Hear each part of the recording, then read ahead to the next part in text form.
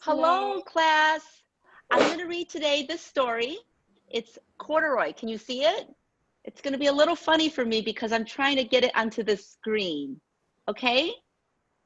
All right, I'll start, all right? So this book is about Corduroy. And it's written by Don Freeman. All right? Can you see that? I'll show you the picture and then I'll read it, each page. All right? Okay. Corduroy is a bear who once lived in the toy department of a big store. Day after day, he waited with all the other animals and dolls for somebody to come along and take him home.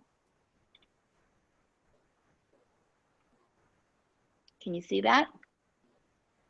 The store was always filled with shoppers buying all sorts of things, but no one ever seemed to want a small bear in green overalls. You see that? Sorry. Okay. Then one morning, a little girl stopped and looked straight into Corduroy's bright eyes. "Oh, Mommy," she said, "look, there's the very bear I've always wanted." "Not today, dear," her mother sighed. "I've spent too much money already. Besides, he doesn't look new. He's lost the button to one of his shoulder straps."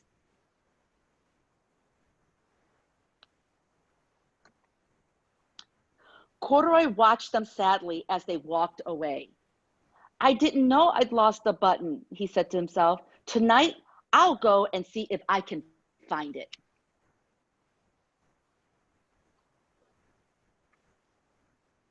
Late that evening, when all the shoppers had gone and the doors were shut and locked, Corduroy climbed carefully down from his shelf and began searching everywhere on the floor for his lost button.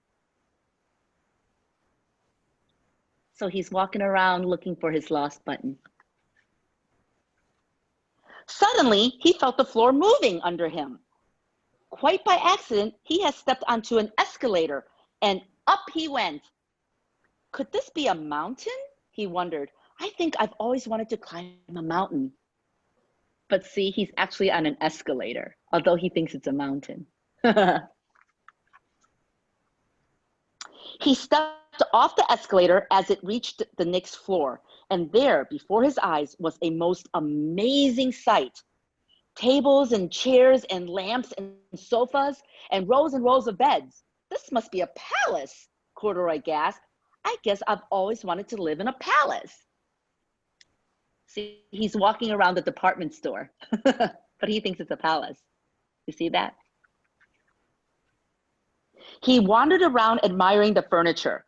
"This must be a bed," he said. "I've always wanted to sleep in a bed." And up he crawled onto a large, thick mattress. All at once, he saw something small and round. "Why, here's my button," he cried.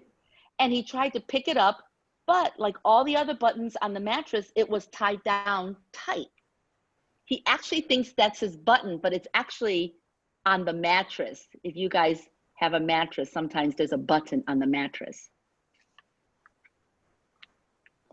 He yanked and pulled with both paws until pop, off came the button, and off the mattress Corduroy toppled. Bang! Into a tall floor lamp. Over it fell with a crash. Oh no, he crashed down and the lamp fell on, almost on top of him. Corduroy didn't know it, but there was someone else awake in the store. The night watchman was going to his rounds on the floor above. When he heard the crash, he came dashing down the escalator. "Now, who in the world did that?" he exclaimed. "Somebody must be hiding around here." So you see the nice police officer is looking around thinking that something might be wrong, but it's actually Corduroy. He flashed his light under and over sofas and beds until he came to the biggest bed of all. And there he saw two fuzzy brown ears sticking up from under the cover. "Hello," he said. "How did you get upstairs?" You see that? Those are Corduroy's ears. He saw it under the sheets. And now he's talking to Corduroy. The watchman tucked Corduroy under his arm and carried him down the escalator and set him on the shelf in the toy department with the other animals and dolls. So the night watchman, the good officer, brought him back to where all the stuffed animals are. Corduroy was just waking up when the first customer came into the store in the morning. And there, looking at him with a wide, warm smile, was the same little girl he'd seen only the day before. "I'm Lisa," she said, "and you're going to be my very own bear. Last night I counted what I've saved in my piggy bank, and my mother said I could bring you home." Aw, so she came back for Corduroy with her own money. She saved it herself in her own piggy bank. So she's buying Corduroy with her own money. "Shall I put him in a box for you?" the sales lady asked. "Oh, no, thank you," Lisa answered, and she carried Corduroy home in her arms. She ran all the way up 4 flights of stairs into her family's apartment and straight to her own room. Oh, she's so excited that she has Corduroy, and she's bringing Corduroy into her own room. Corduroy blinked. There was a chair and a chest of drawers, and alongside a girl-sized bed stood a little bed, just the right size for him. The room was small, nothing like that enormous palace in the department store.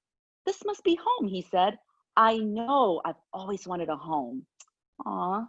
Lisa sat down with Corduroy on her lap and began to sew a button on his overalls. "I like you the way you are," she said, "but you'll be more comfortable with your shoulder strap fastened." Do you see Corduroy's little bed? It's right there. She made a little bed just for him. And now she's sewing the button on his corduroys for him. "You must be a friend," said Corduroy. "I've always wanted a friend." "Me too," said Lisa, and gave him a big hug. That's the end of the story. What a nice ending. So she got her friend, and Corduroy got what he always wanted, a friend. So that's the end of this book.